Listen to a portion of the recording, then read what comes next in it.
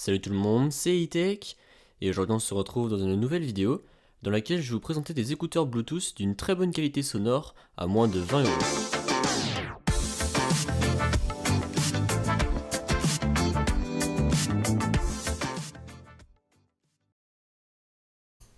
Donc passons tout de suite au déballage de ces écouteurs.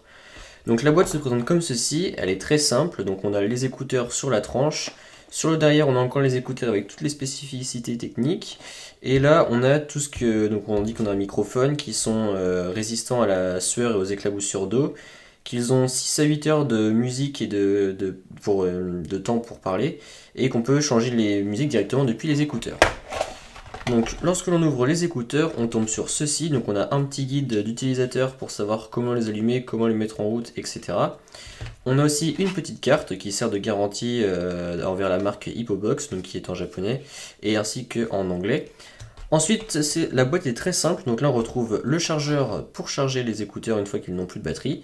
Et là on a les écouteurs dans cette petite boîte, donc c'est très sympa de la marque d'avoir inclus une petite boîte comme ceci pour se balader avec les écouteurs. Comme ça ils ne s'en mêlent pas partout. Et donc là voilà comment se présentent les écouteurs. Donc ils sont noirs tout simple, avec écrit Hippobox sur chaque oreille. Et alors par contre, il y a un truc qui m'a un peu chagriné quand j'ai eu ces écouteurs la première fois, c'est que là c'est tout mou, voilà, c'est tout flasque. Alors que par contre sur les écouteurs Beats, donc voilà, ils se ressemblent quand même énormément, et bien là c'est dur et en fait c'est réglable en fonction de la taille de l'oreille. Donc en fait c'est ça qui est un peu plus pratique. Mais au final à l'écoute, c'est pas très gênant le fait que ça soit tout mou. Dans la pochette, on retrouve également un petit kit avec plusieurs embouts pour vos tailles d'oreilles. Ensuite, pour connecter les écouteurs à votre appareil, c'est très simple. Il vous suffit de rester appuyé sur le bouton. Donc vous restez appuyé pendant 5 à 6 secondes. Et une fois que c'est fait, ça va vous faire une lumière bleue et rouge. Voilà, ici. Je ne sais pas si vous voyez. Voilà, ça fait une lumière bleue et rouge. Voilà, comme ceci. Et en fait, une fois que c'est fait, donc vous activez le Bluetooth sur votre appareil. Et donc voilà. Donc là, Hippobox BT1, vous cliquez dessus. Et donc là, normalement, ça va. Voilà, là, c'est connecté. Donc voilà, donc vous avez pu voir que l'appareillage est vraiment très simple et est vraiment très rapide.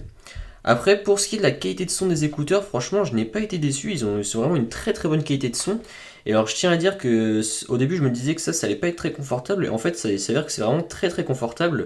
C'est même plus confortable que les trucs ronds comme ça des Beats. Donc, franchement, c'est vraiment des très bons écouteurs. J'ai été agréablement surpris. Surtout pour le prix et pour la performance qu'ils ont. Voilà, j'ai vraiment été très surpris. Bon après c'est sûr que si on compare les deux écouteurs, voilà, on sent que la marque a quand même essayé de copier un peu Beats, mais franchement pour le rendu et pour le prix, franchement c'est vraiment de très bons écouteurs. Quand on voit que les derniers Power Beats sans fil coûtent presque 200 euros, ceux-là coûtent 10 fois moins cher et ils sont pour moi tout aussi performants. Bon, après ceux-là ce ne sont pas les derniers donc c'est peut-être pour ça que je n'ai pas une qualité de son optimale, mais ceux-là sont vraiment très très bien et franchement je vous les recommande si vous cherchez des écouteurs sans fil pour faire votre sport, car ils sont résistants encore une fois à l'eau ainsi donc à la sueur et aux éclaboussures, etc. Donc c'est vraiment de très bons écouteurs, j'ai été agréablement surpris. Ici, on a la télécommande pour changer de son, pour pouvoir décrocher et pour augmenter le volume. Donc ça aussi, c'est très pratique. Après, je pense que ça aurait été plus pratique d'avoir intégré une télécommande comme celle-ci, puisque là, des fois, en appuyant sur l'oreille, si on a des doigts un peu gros, on peut se tromper de bouton et appuyer un peu n'importe où. Donc voilà. Et après, chaque bouton des oreilles sont cliquables pour faire pause aussi et pour changer de musique. Donc voilà, c'est vraiment un point positif.